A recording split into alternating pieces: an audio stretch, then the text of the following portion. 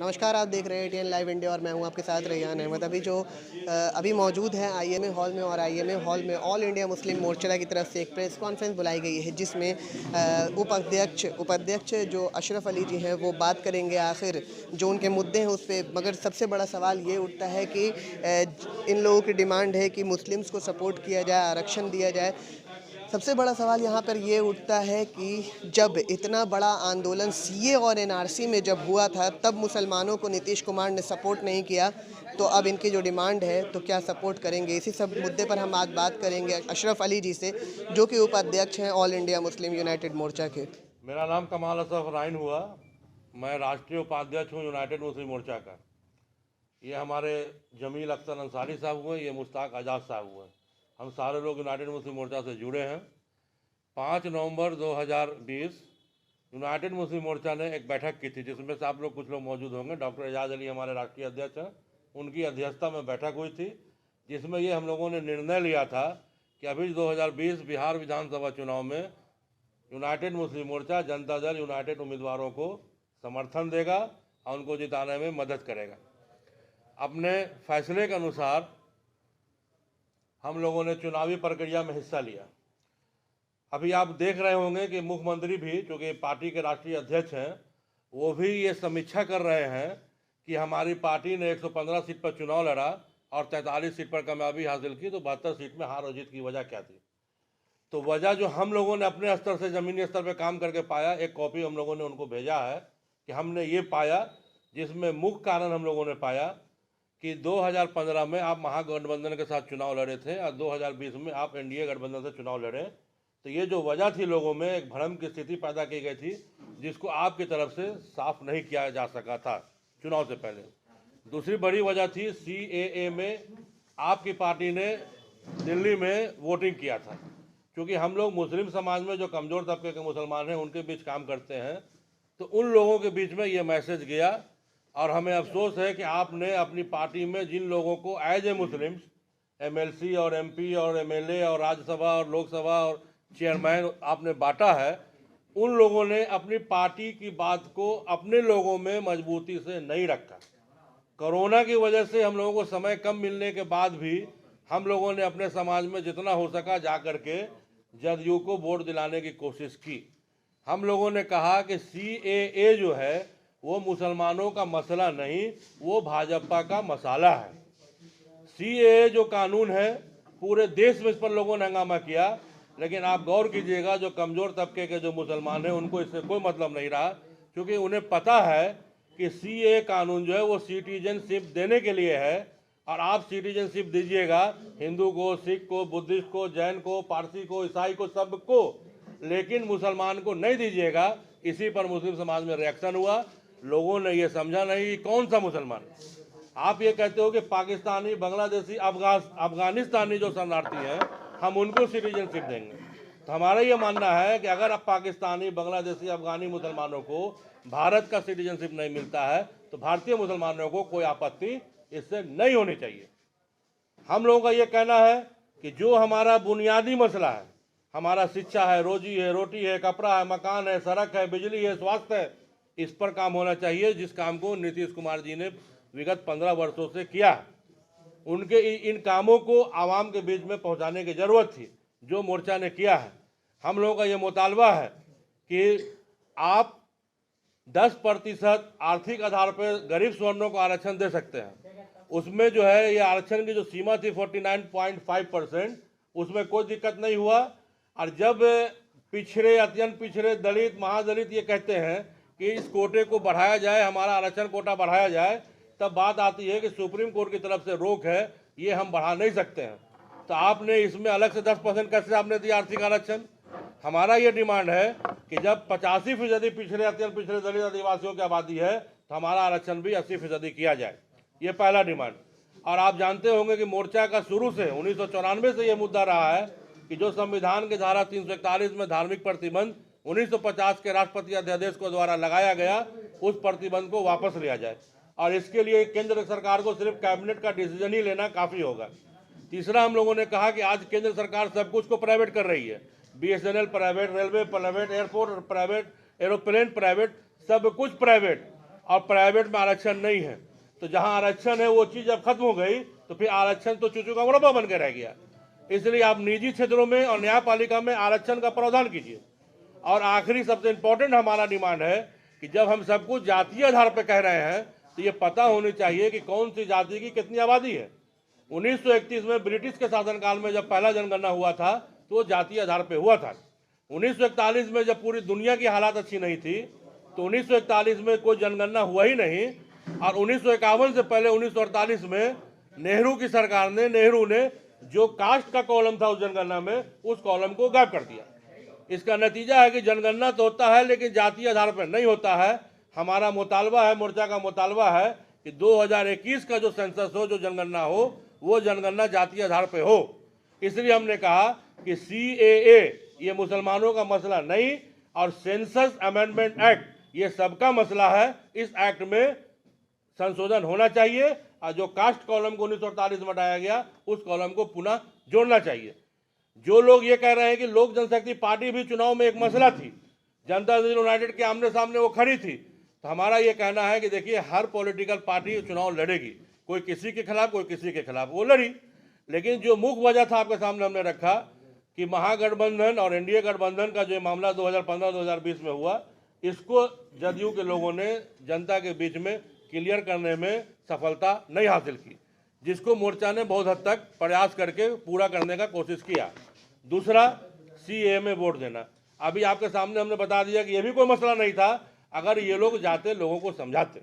मसला है NRC, तो NRC जो मसला है वो सिर्फ मुसलमानों का नहीं, पूरे देशवासियों का मसला है। आज आसाम में 19 लाख लोग अगर इसके जद में आए हैं तो 15 लाख नॉन मुस्लिम भी हैं। इसलिए सिर्फ मुसलमान ये ना समझे कि NRC उनका मसला है।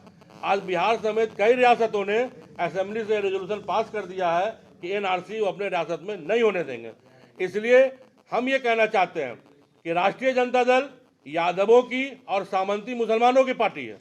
इसलिए जब चुनाव होता है तो आप देखिएगा कि 50% सीट RJD की तरफ से यादवों को दिया जाता है। लेकिन भारतीय जनता पार्टी वो अपर कास्ट की पार्टी है। अपर कास्ट जो वोटर है वो कभी भारतीय जनता पार्टी के साथ रहता है, कभी कांग्रेस पार्टी के साथ रहता है।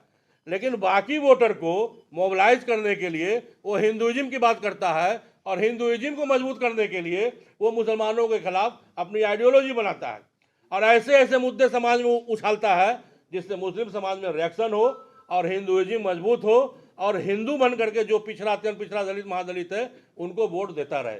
ये उनके वोट लेने का तरीका है, अपनी पार्टी मजबूत करने का तरीका है।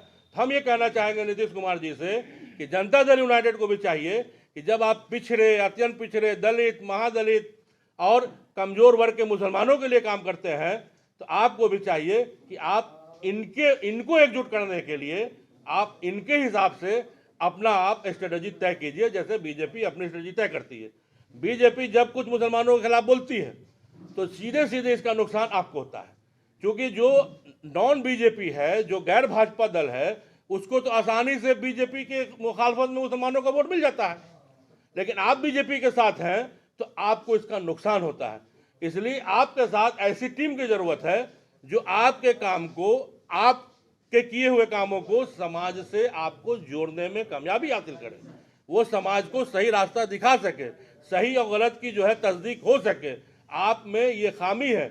अभी आप समीक्षा कर रहे हैं, हमको कुछ लोगों से पता चला कि जदयू के लोग ये समझ रहे हैं कि मुसलमानों ने हमको वोट नहीं दिया, हम इनको नुमाइंदगी क्यों दें, हम इनके लिए काम क्यों करें। तो अगर आप उस हिसाब से आइएगा तो आपको पिछड़ों, अत्यंत पिछड़ों ने भी वोट नहीं दिया। भारतीय जनता पार्टी का हिंदुइज्म जो है वो कामयाब हो गया, वो 75 सीट पर चली गई और जहां जहां आपके लोग खड़े थे वहां उनका वोट शिफ्ट कर गया लोजपा की तरफ। तो हम ये कह रहे हैं कि ऐसी स्थिति में जो मेरा वोटर है, जिसको आप कहते हैं साइलेंट वोटर है, खामोश वोटर है, चुप्पा वोटर है, आपने कहा कि महिला हमारे साथ आई, सही आपके साथ आई। महिला इसलिए साथ आई कि ये जो लोग कहते हैं कि शराबबंदी का फायदा नहीं हुआ, शराबबंदी जो है करने से, लेकिन आज शराब घर घर पहुंच रहा है। हमारा ये कहना है कि शराब घर घर पहुंचे या आम हो जाए, लेकिन जो कानून आपने बना दिया है उसका एक सबसे बड़ा फायदा हुआ है कि आज पीने वाला सड़क पे ड्रामा नहीं करता है। आज जो है हमारी माँ और बहनें आराम से स्कूल और कॉलेज भी जा सकती हैं और आराम से मार्केट भी करती हैं, कहीं उनको कोई छेड़खानी करने वाला नहीं है, क्योंकि ये शराबियों को पता है कि जरा सा भनक लग जाएगा कि हम पिए हुए हैं तो हमको फिर कानूनी डंडा हो जाएगा। तो आज ये कानून का डर है।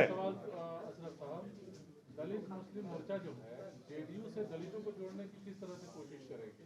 यूनाइटेड मुस्लिम मोर्चा चूंकि ये गौर कर रहा है कि नीतीश कुमार जी 2005 से जब से मुख्यमंत्री बने हैं तो उन्होंने हमेशा पिछड़ों और दलितों को साथ लेके चलने का काम किया है। और आपको याद होगा कि 2014 में जब लोकसभा का चुनाव हो रहा था तब नरेंद्र मोदी जी ने इशू बना दिया था और दलितों में ये भ्रम पैदा करने की कोशिश की थी कि नीतीश कुमार दलित आरक्षण को दलित मुसलमानों में बांटना चाहता है और इससे दलित हिंदुओं को नुकसान होगा। आपको अगर याद होगा तो बिहार में ही एक लोकसभा चुनाव में अपने कार्यक्रम में बोला था। तो हम ये कहना चाहते हैं इस बात से कि नीतीश कुमार जब केंद्र में मंत्री थे और एमपी रहे हैं तब भी उन्होंने पार्लियामेंट में शून्यकाल में दलित मुस्लिम आरक्षण 341 के सवाल को उठाया है, बीच बीच में भी वो उठाते रहे हैं। आपका जो मोर्चा है जेडीयू से किस तरह से दलितों को जोड़ने की कोशिश कर रहा है? आप लोगों ने चुनाव में भी सपोर्ट किया है जेडीयू को, तो अब जो है किस तरह से आप लोग पार्टी से दलितों को जोड़ने की कोशिश करेंगे जेडीयू नीतीश कुमार? देखिए, ये निर्णय नीतीश कुमार को लेना है। हम लोग तो एक कदम आगे बढ़ गए और आगे बढ़ के उस वक्त उनके साथ खड़े हुए थे जब विकट परिस्थिति थी और सारे लोग उनके खिलाफ थे। एक भी मुसलमान का नाम बताइए जो ये कह दे कि हमने चुनाव में जनता दल यूनाइटेड के लिए वोट मांगा है। यहाँ तक कि उनके पार्टी से जुड़े हुए जो लोग थे वो हिचक रहे थे मुस्लिम समाज में जाके मुसलमानों का वोट मांगने के लिए। यूनाइटेड मुस्लिम मोर्चा ने जाके किया। आपने कहा कि 85% जो आबादी है वो पिछड़ों अति पिछड़ों दलितों की है, ये कहाँ से आप गणना लाए? इसीलिए तो हम बोल रहे हैं कि सेंसस जो है 2021 का वो जातीय आधार पे हो। आज आप कहाँ से गणना लाए? 1931 का जो जनगणना चला रहा है, आपको पता होगा कि मंडल कमीशन ने जो 27% आरक्षण दिया ओबीसी को, तो 54% उसकी आबादी माना 55% और आधा दिया 50% रिजर्वेशन, तो 1931 के अनुसार दिया। 23% माना SC ST को, तो उसको पूरा आबादी के हिसाब से आरक्षण दिया। तो उसी जनगणना के हिसाब से आज जो ये कंसेप्ट आ गया है 85 और 15, उसी पर हम बोल रहे हैं। और ये साफ हो जाए इसके लिए सेंसस कास्ट आधार पे होना चाहिए। 85% आबादी सर आपने जैसा बोला कि नहीं, आज हर युवाओं को डर है कि नहीं मैं शराब पीकर अगर रोड पे ये करता हूँ तो प्रशासन हमको डंडा कर देगी। आप देख लीजिए, ऐसा नहीं है सर, आज भी लोग ऐसे कुछ बहुत सारे लोग हैं आपको जो शराब पीकर रोड पे ड्रामा करते हैं, बेटी बात को छेड़ते हैं। सर आप जो है क्राइम रिपोर्ट जो होता है आप थाने से जाकर इंक्वायरी कर लीजिए, कितने केसेज अब आ रहे हैं छेड़खानी के। अब पहले कितने केस आते थे, अब ना के बराबर। इसमें कमी आ गई है, यही कामयाबी है। एक सवाल कि पहले जो अगर दारू बिकता था तो उसके बाद घरेलू हिंसा बढ़ती थी जो कि रिपोर्ट आता था, बट अब घर में ही पीने के बाद लोग मारधार कर रहे हैं और उसकी वजह से जो उनकी पत्नी है और बच्ची हैं तो वो लोग नहीं जा रहे हैं। उनके ऐसा नहीं हो रहा है, ऐसा नहीं हो रहा है। और आज यही वजह है कि महिलाओं ने खामोशी से नीतीश कुमार को वोट किया है। सर आज केस रजिस्टर्ड नहीं हो रहा है, तब नहीं पता चल रहा है। केस रजिस्टर्ड जो है होगा जब हिंसा होगी तब ना। आज पति डर रहे हैं कि अगर पी के पत्नी को पीटेंगे तो पत्नी जाके कंप्लेंट कर देगी। सर जहाँ तक बात है हिंसा की बात, सर हिंसा तो हो रही है, हर घर में हो रही है सर। अब पता करने के बाद सर पता कीजिएगा, ऑटोमेटिक से पता चलेगा कि नहीं। अभी देखिए, अभी चुनाव में जब हम लोग गए तो कई जगह शिकायत बहुत सारी आई कि कहाँ अफसर ने गलती किया, कहाँ मुखिया ने मिलकर क्या किया, तो वो सब रिपोर्ट हम लोगों को मिली है, तो नीतीश कुमार जी को भी मिली है। अब वो जो है इस पर और टाइट करेंगे और ये कोशिश करेंगे कैसे जो हमने ये किया इसको और प्रभावशाली कैसे बनाया जाए।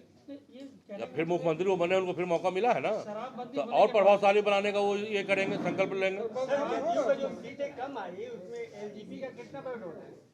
देखिए एलजेपी का कितना बड़ा रोल है वो हम कह रहे हैं, वो सियासी पार्टी है, उसने पॉलिटिक्स किया है, तो वो पॉलिटिक्स को वो पॉलिटिकल पार्टी वो लोग समझे।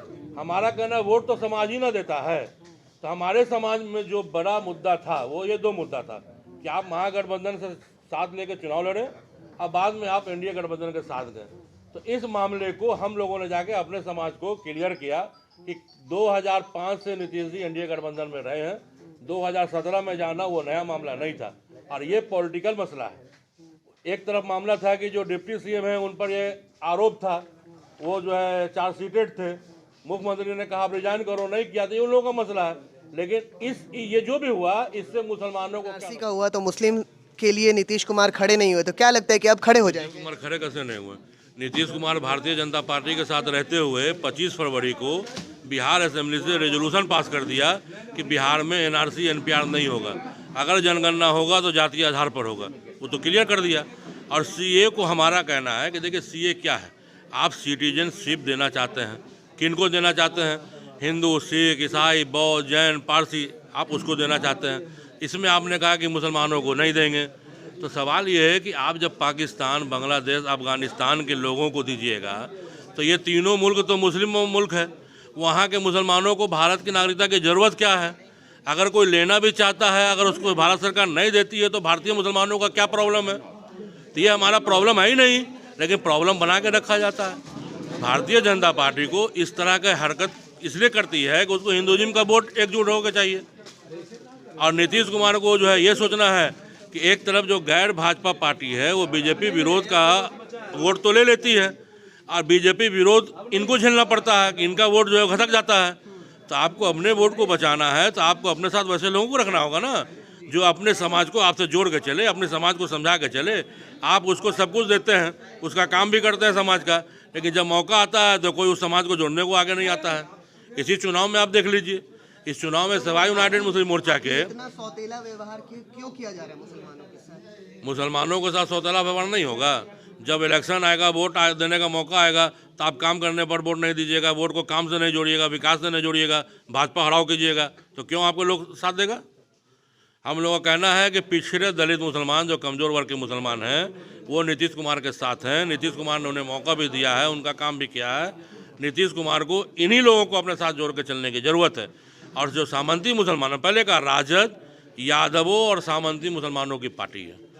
जदयू पिछड़े, अत्यंत पिछड़े, दलित, महादलित और कमज़ोर वर्गों के मुसलमानों की पार्टी है। तब इनको चाहिए कि अपने वोट बैंक को जोड़ने के लिए अपनी एक अच्छी टीम तैयार कीजिए, जो उनका समाज इस पार्टी से अपने समाज को जोड़।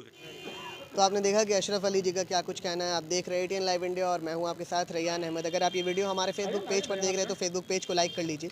अगर आप ये वीडियो हमारे यूट्यूब चैनल पर देख रहे हैं तो यूट्यूब चैनल को सब्सक्राइब कर लीजिए। बने रहिए चैनल के साथ। धन्यवाद।